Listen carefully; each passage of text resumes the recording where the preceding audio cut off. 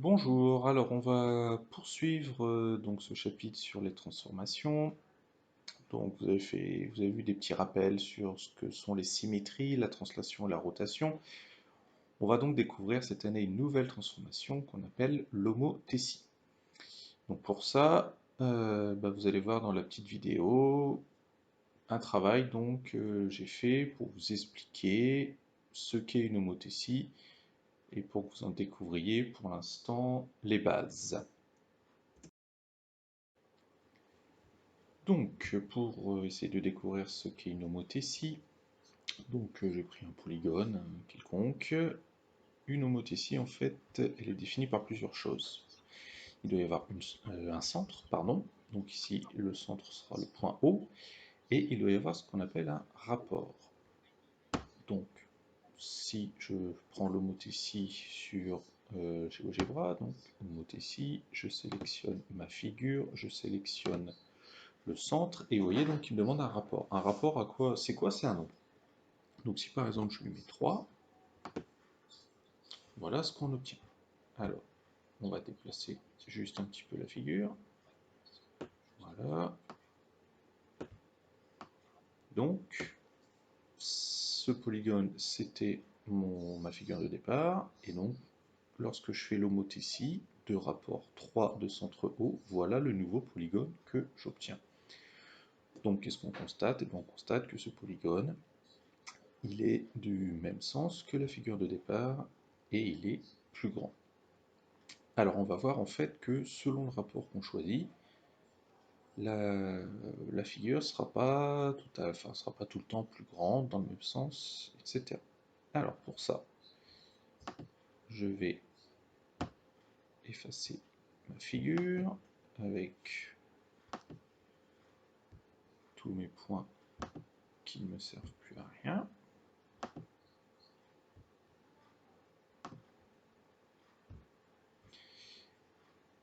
Et donc pour faire une homothétie où je pourrais faire varier le rapport, je vais créer ce qu'on appelle un curseur. Donc mon curseur, je vais l'appeler K. Donc un curseur, c'est quoi? C'est une variable qui va en fait faire changer le rapport de l'homothétie comme je le veux. Donc mon curseur, ça sera un nombre. Alors je vais prendre entre -3 et 3 et je veux qu'il évolue en fait de 0,1 en 0,1. Donc voilà mon curseur. Donc vous voyez là, je peux en fait modifier cette valeur k en allant de -3 à 3. Donc si maintenant je veux refaire mon homothétie, je prends toujours comme départ cette figure-là, le centre O, et donc mon rapport, ce sera ma valeur K. Donc là, j'obtiens une nouvelle figure. Ici, mon rapport, donc c'est 1,5. Alors tout à l'heure, j'avais pris 3. Si je me remets à 3, j'obtiens bien la même figure qu'on avait au départ. Donc on va voir maintenant que selon la valeur du rapport, la figure n'est pas la même. Donc ici, on a dit, notre figure, elle est plus grande dans le même sens. Je vais baisser mon rapport, donc on est toujours plus grand dans le même sens. Et là, on s'aperçoit,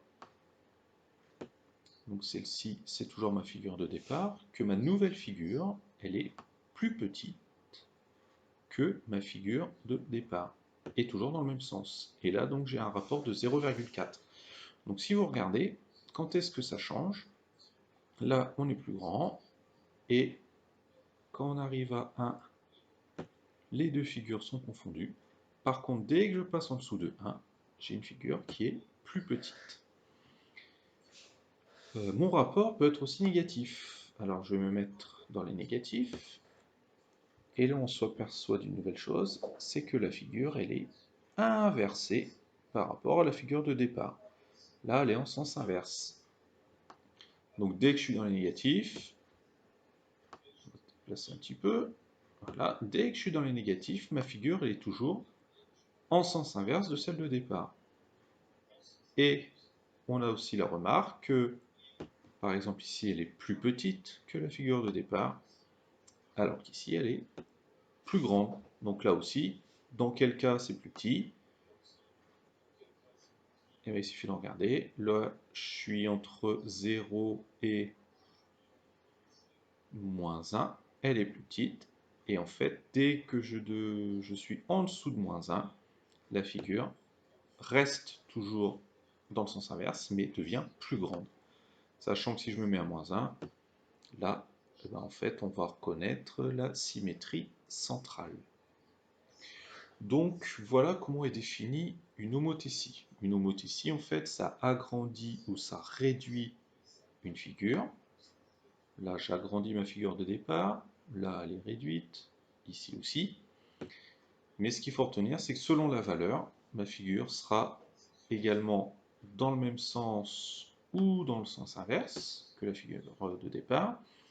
Et autre constatation aussi, c'est que quand je suis dans le positif, mes deux figures sont du même côté du point O. Ici, elles sont toutes les deux à gauche. Alors que dès que je suis dans le négatif, elles sont toutes les deux de part et d'autre du point O. Une à gauche, une à droite. Donc, à partir de ces constatations-là, vous pourrez compléter le tableau que je vous mettrai à disposition sur les différents cas rencontrés lorsqu'on utilise une homothétie. Voilà.